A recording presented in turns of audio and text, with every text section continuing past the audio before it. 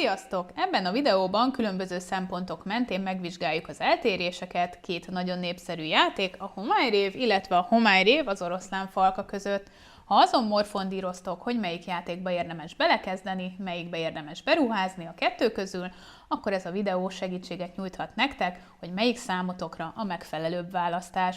Ebben a videóban a jelenleg magyarul is megjelent két játékra térünk csak ki, de izgatottan várjuk a Frosthaven magyar megjelenését is. Lássuk a szempontokat! Tanulhatóság.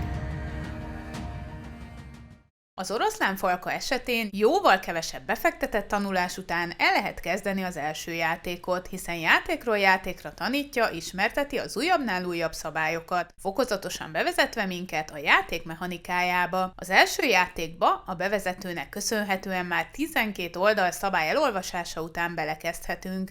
Ezzel szemben a homályrév megköveteli, hogy az első játék előtt ismerd az 52 oldalnyi szabály nagy részét, és mivel ez a játék összetettebb, így a szabályok sora is hosszabb.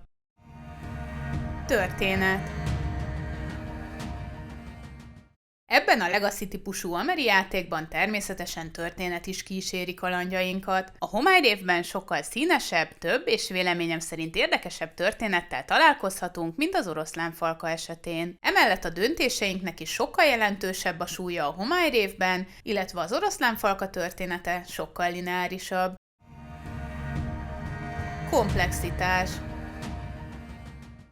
Mind a két játék komplex, és előjöhetnek olyan speciális esetek, amikor bizony a fejünket vakarhatjuk, hogy pontosan mi is az a szabály a bizonyos speckó képességeket használva a speckó szörny esetén a speckó környezetben. A homályrév komplexitása valamivel magasabb, az oroszlánfalkából kivettek néhány képességet, lehetőséget, illetve néhány szabály esetén apróbb egyszerűsítéseket vezettek be.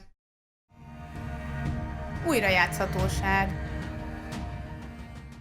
A két játékban lévő kalandok száma jelentősen eltér egymástól, az oroszlánfalkában 25 kaland, míg a homályrévben 95 kaland van, bár egyik játékban sem fogjuk ezek mindegyikét végigjátszani egy kampány során. Hogy láthatjátok, a homályrév kalandfüzete jóval vaskosabb, mint az oroszlánfalkáé. Aki számára fontos, hogy sokáig változatosan játszhasson egy játékkal, annak mindenképp a homályrévet javaslom, hiszen majdnem 4-szer több kaland, ahogy látjátok 4-szer több karakter, és a főellenségeket is számolva 3-szor több szörny található a játékban. A homályrévben továbbá van egy mechanizmus véletlenszerű helyszínen történő játékra, ami még tovább növeli az újrajátszhatóságot. Míg az oroszlánfalkában a játék kezdetekor mind a 4 karakter elérhető, addig a homályrévben eleinte 6 karakter közül választhatunk, a többi karakter elérhetőségét pedig fel kell a játék során oldanunk. Őszintén, az oroszlánfalkát én nem látom, hogy érdemes lenne kijátszani többször, hiszen nem dúskált annyira döntési pontokban és történetbeli elágazásokban. A homályrév ezzel szemben egy történetében jóval grandiózusabb, szövevényesebb játék, így jóval magasabb annak az esélye, hogy a homályrévvel újra játszunk, hiszen szerteágazóbb a történet és jóval több a karakter is. Adminisztráció. A játék közbeni adminisztráció megközelítőleg hasonló a két játékban, de mivel a homályrév színesebb lehetőségeket biztosít, így egy kicsikével több időt kell szánni ennek adminisztrációjára, de a befektetett kis időráfordítás színesebb világot tár elénk. A különbség azonban ezen a téren igen kicsi, mivel az alapok lényegében ugyanazok. Érdekesség, hogy míg az oroszlánfalkában a sebzés jelölőkből 1-es és 3-as és 10-es jelölőt kapunk, addig a homályrévben 1-es, 5-ös és 10-es jelölőkhöz jutunk. Az oroszlánfalkában szereplő 3-as jelölő praktikusabb, mint az 5-ös jelölő, ezért mi az oroszlánfalka 3-as jelölőit beintegráltuk a homályrév játékba. Az oroszlánfalka ezen kívül bevezetett segédjelölőket annak észben tartásához, hogy melyik karakter és szörny mikor következik. 2 játékossal játszva mi ezt a segédjelölőt feleslegesnek találtuk. Setup, elpakolás.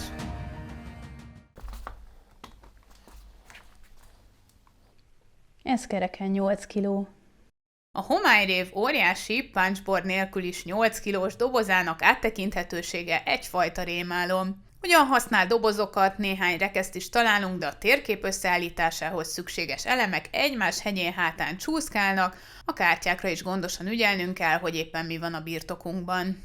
Talán a legtöbb gondot a hatalmas mennyiségű szörny okozza, ami a punchboard kinyomkodása után nagyon nehezen kezelhetővé válik, ugyanis erre külön tárolót nem ad a játék. Mi ideiglenesen beintegráltuk az oroszlánfalka tárolóját a játékba, illetve elkezdtük a szörnyeket szín szerint rendezett simítózáras tasakokba rendszerezni, de még így is sokszor nehéz volt megtalálni egy-egy szörnyet a kalandok setupjánál, és ez a megoldás sok helyet is foglal. Ha kiegészítjük játékunkat egy inzerterrel, akkor nagyban megkönnyítjük a dolgunkat. A LaserOx inzertere hatalmas időt spórol a játék setup és elpakolási idejéből, és végre átláthatóvá válik ez a hatalmas doboz. A Monster Boxban tároljuk több szinten a szörnyeket, a kártyák is szuperül átláthatóvá válnak, a legkisebb alkatrészeket is tárolni tudjuk, könnyen hozzáférhetővé válnak a gyakran használt jelölők is, a pénztől az állapotjelölőkön át a sebzés tokenekig. Külön dobozban helyezzük el a miniket, illetve a játéktér összeállításához szükséges kis és közepes alkatrészeink sem kallódnak.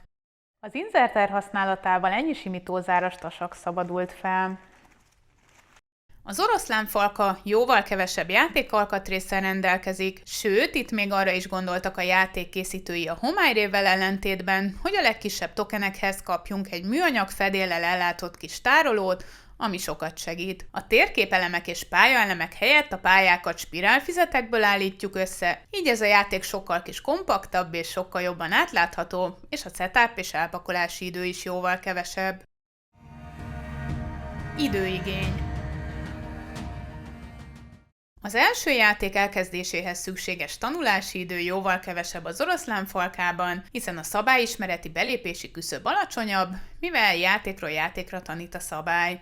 Ha a játék kijátszása a kérdés, akkor már említettem, hogy egy jóval grandiózusabb vállalkozás a homályrév végigjátszása, ha pedig a setup és elpakolásra, játékalkatrészek menedzselésére gondolunk, szintén jóval több időt kell a homályrévre szánnunk. Asztalkép. Engem igencsak lehangol az oroszlánfalkában használt két spirálfüzet, amiből a térképet állítjuk össze, így nálam egyértelmű győztes a homályrév. A homályrév pályái sokkal jobban festenek az asztalon. A homályrévben az ellenfelek és a helyszínek jóval nagyobb változatossága is hozzátesz az impozáns asztalképhez. Az oroszlánfalka spirálfüzeteiben lehetőség lett volna a helyszínek változatosabb képi és színvilág használatára, azonban ezt a lehetőséget nem igazán használták ki, a homályrév változatos alakú pályái még színvilágában is izgalmasabbak.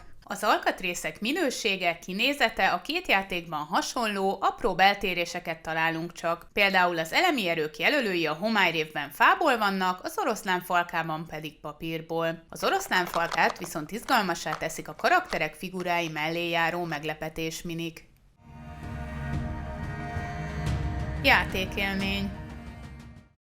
A játékélmény tekintetében az egyértelmű győztes a homályrév. Történetében színesebb, lehetőségeiben gazdagabb, gondolok például a láthatatlanság képességére, a saját csapatunkat támogató lények idézésére, vagy a képességkártyák matricákkal történő fejlesztésére.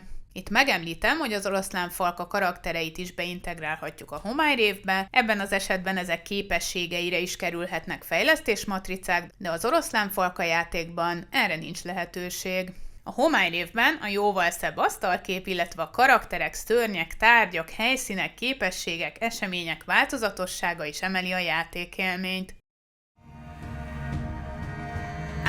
Árérték-arány.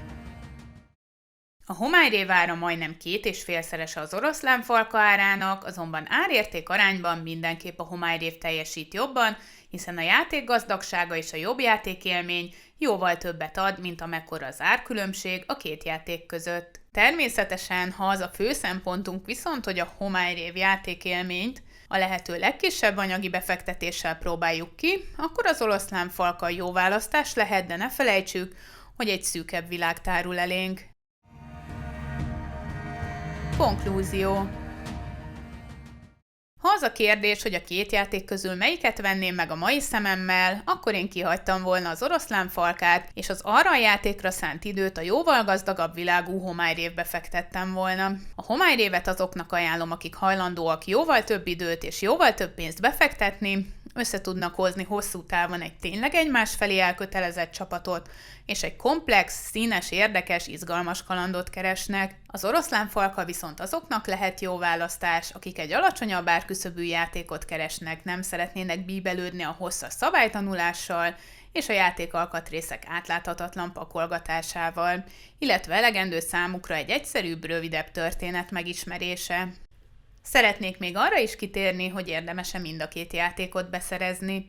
Itt hozzáfűzném még azt is, hogy az oroszlánfalka részben beépíthető a homályrévbe, a már említett karakterek mellett még a kihíváskártyákra is gondolok, amikből a homályrévben egyébként nincs olyan sok.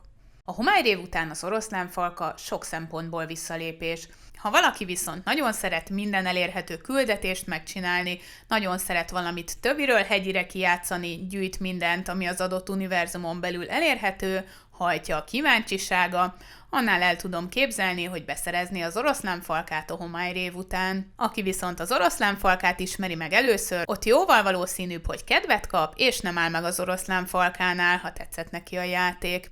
Ha tetszett a videó, nézzetek körül a többi tartalom között is, és találkozzunk legközelebb. Sziasztok!